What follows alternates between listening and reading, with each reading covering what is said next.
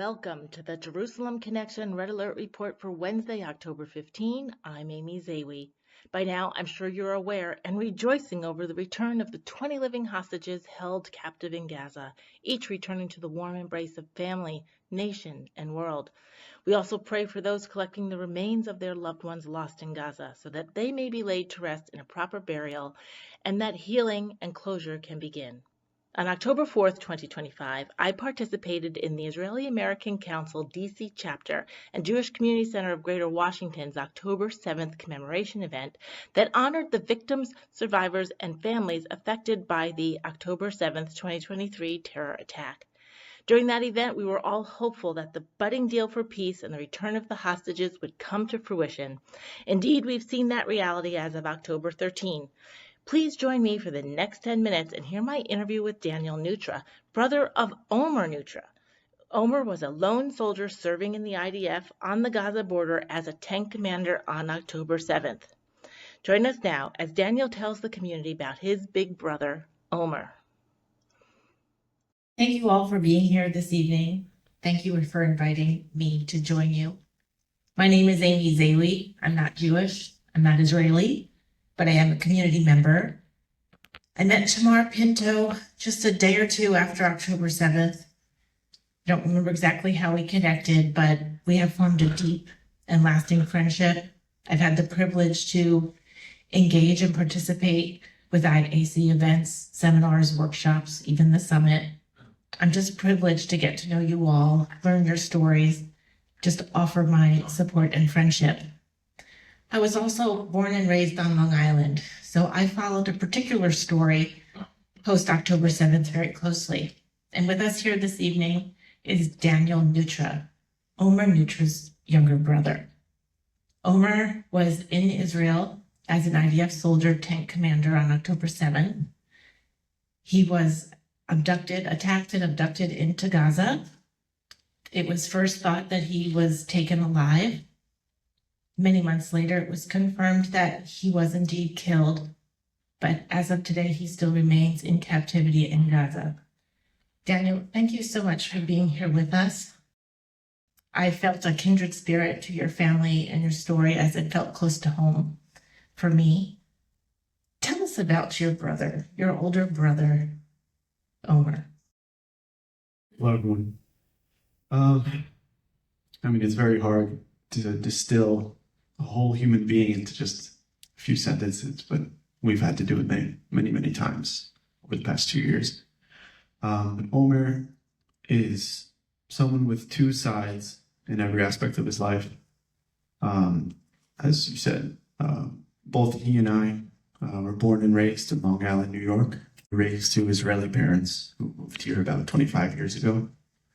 So we were raised very much in the context of Israel and also in the Jewish community here. Omer was always split between both communities. We went to a Jewish day school and we went to Tzofim, the Israeli Scouts. And Israel was always extremely important to Omer. And as a person, it's also very split between these two sides because he's this big, imposing man. And even when he was a kid, he was always very large and very strong, a leader, someone who always took tasks for himself. He was a captain of his sports teams, very good at basketball and volleyball, respected and charismatic in that way, but also just very goofy, very, friendly, very willing to take things not too seriously. One thing he would always do is, and he talked about this in his speeches, as part of his youth group. Anytime he would enter a room in his youth group, he would scan the room to see who's on the side, who's not talking to anyone, who's not engaging with it completely, who needs help to foster themselves and grow. And he would go and talk to that person and bring them in. Just always a person who looks out for other people in that way. And especially his little cousins miss him so much because he's just so great with kids, so joyful, so funny. Always setting aside time to make sure everyone feels like they're special to him specifically. It sounds like such a blessing. Where were you, or how did you find out what was unfolding on October 7th? And at what point did you make a discovery that your brother was part of these events? So I had just started my first year of college. I was at the University of Illinois, pretty far from home. It's a flight, and it's another 3-hour drive. So felt very remote, away from my family. I live in New York. And that morning I woke up to my dad calling me on the phone. My parents had been awake the whole night before because they saw what was happening on TV. They just checked the news the night before, and they saw that something was happening. They tried to call Omer, and he wasn't answering. So my dad woke me up at 7 a.m. With a phone call telling me Omer's not answering, that I should read the news.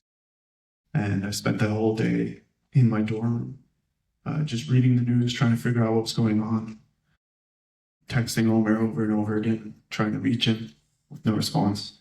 Messages weren't delivering. And through the course of the day, I came upon a picture on an article, well, first on Twitter, then on an article of a tank on fire. And I thought, this might as well check. Couldn't be his tank. So I zoomed in on an image, and I found the logo on the tank, and I cross-referenced it with his platoon. And it turned out that it was his platoon, right? And it turned out that that famous picture of a burning tank is indeed Omer's tank. So I spent that day, I felt like I was divorced from reality because no one around me had any idea what was happening. College campus far away. Everyone just going about their lives normal. And I, at the time, I mean, we had no idea. We very quickly realized he must have been kidnapped. They found the tank and it was empty. But we thought it would go away quickly. Resolve. Very quickly we got word of other American families who had kidnapped family members. We got word directly to Senator Schumer and then to President Biden, same day. The next day, 2 members of the embassy came to our door complaining to parents. Every Israeli family knows the knock on the door is never a good thing. There was a weird sense of relief when the members of the consulate came in and said, Omer's kidnapped, but we believe he's alive. And then it turned out they were mistaken. But in that moment, that gave us hope. And I just kept going with my life. In the beginning, I had midterm exams. I did them. I didn't do them very well because I was very distracted. But we thought this would end quickly. We had no idea what the situation was. And pretty quickly, a week after it started, I had to come home. And since then, I've been with my family. Thank you for sharing that. You and your parents have been just such strong and resilient advocates for what's going on.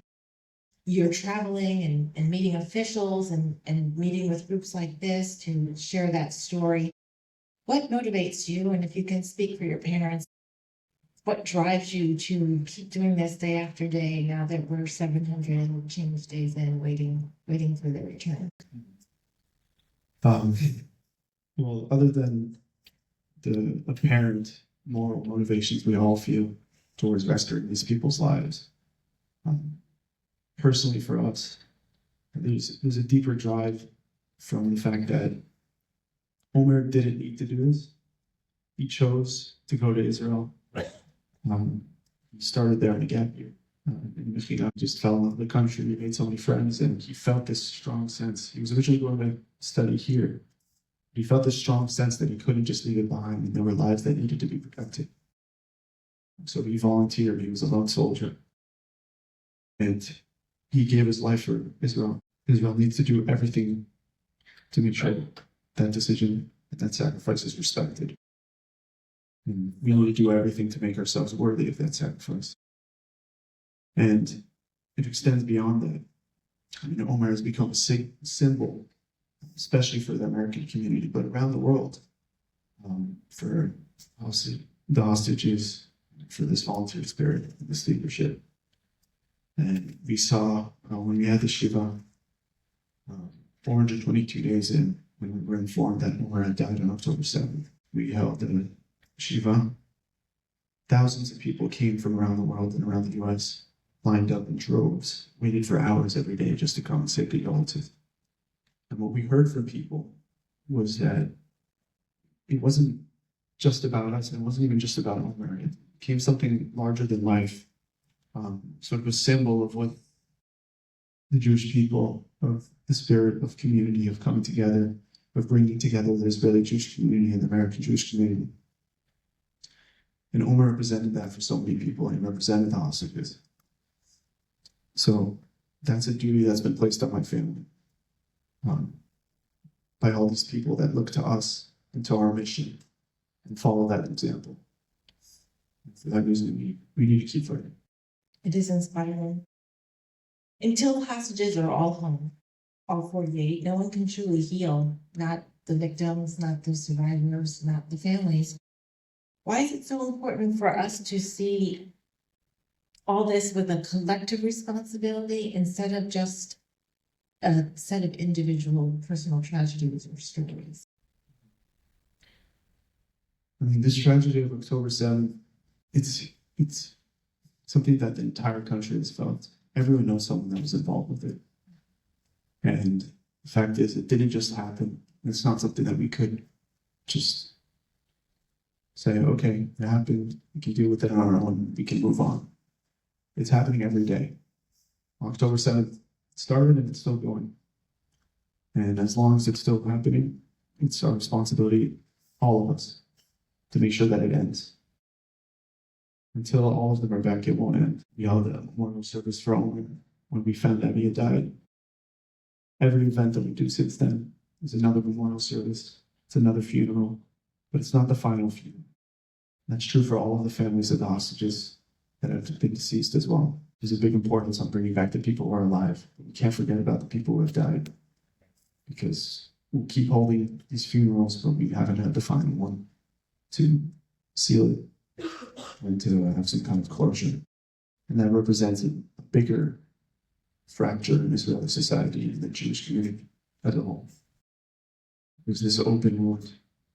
Everyone feels it. We need to close it together. That's right, that's right. Hopefully we'll have collective prayers that the current deal will reveal celebrations and hope for life. And we are our brother's keepers. So thank you. If you enjoy these conversations, please visit us at www.thejerusalemconnection.us. Find all our podcasts on YouTube or wherever you listen to your favorite podcast program. Follow us on social media, subscribe, like, and share our content to reach the broadest audience.